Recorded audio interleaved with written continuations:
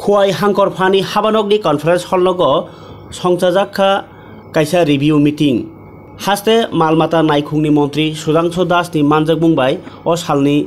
review meeting o naikungni joto officer rok nok hobai 25 number Bidhan Sabha Kendroni MLA Nirmal Biswas Ramchandra Ghat ni MLA Ranjit Deborma tai panchayat nok hobai panchayat samiti ni chairman rok tai municipal council ni chairman rok bahaino manjakha o review meeting khlaimani bisingtei amchayo malmata rokni hamkrai tai malmatani bisingti ajimung bahai engei tong aborokno tei agini kokthum tai bwskangni kokchapmung bahaino khlaijakha hnei koktoma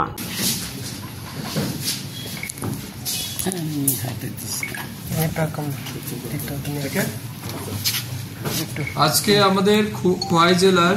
fishery department ARDD এবং SC welfare ডিপার্টমেন্টের review meeting হচ্ছে। আমাদের আজকের এই review meeting এর মূল উদ্দেশ্য হচ্ছে 2024 এবং 25 অর্থ বছরে এই তিন দপ্তরের যে সমস্ত স্কিম বা প্রজেক্ট আমরা হাতে নিয়েছিলাম,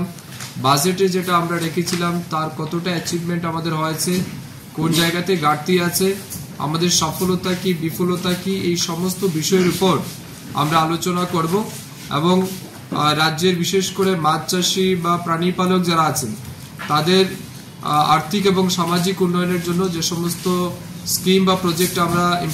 ইমপ্লিমেন্ট করার সিদ্ধান্ত নিয়েছিলাম সেটা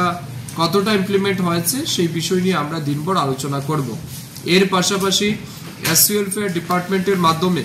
বিশেষ করে এসসি কমিউনিটির জন্য যে সমস্ত সুযোগ সুবিধা রয়েছে সেগুলি কতটা মানুষের কাছে পৌঁছাচ্ছেন, ছাত্রছাত্রীরা কতটা উপকৃত হচ্ছেন, এই সমস্ত বিষয় নিয়েও আমাদের আলোচনা হবে। ধরে নিতে পারেন এটা আমাদের একটা রুটিন ওয়ার্ক। যদিও খোয়াই জেলায় আজকের এই রিভিউ মিটিং আমাদের অনেকটাই ডিলে হয়েছে, কারণ মধ্যে লোকসভা ইলেকশন ছিল, পঞ্চায়েত ইলেকশন ছিল, তারপর ফ্লাড, এই সমস্ত কিছুর কারণে আমাদের রিভিউ মিটিংটা যে টাইমের মধ্যে হওয়ার কথা তার থেকে কিছুটা বিলম্বে আমরা করছি। তবুও আমাদের এটা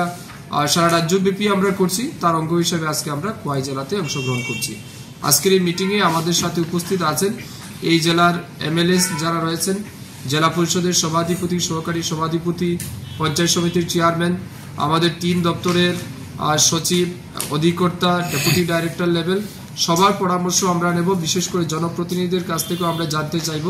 এই জেলায় আমাদের দপ্তর কেমন কাজ করছে,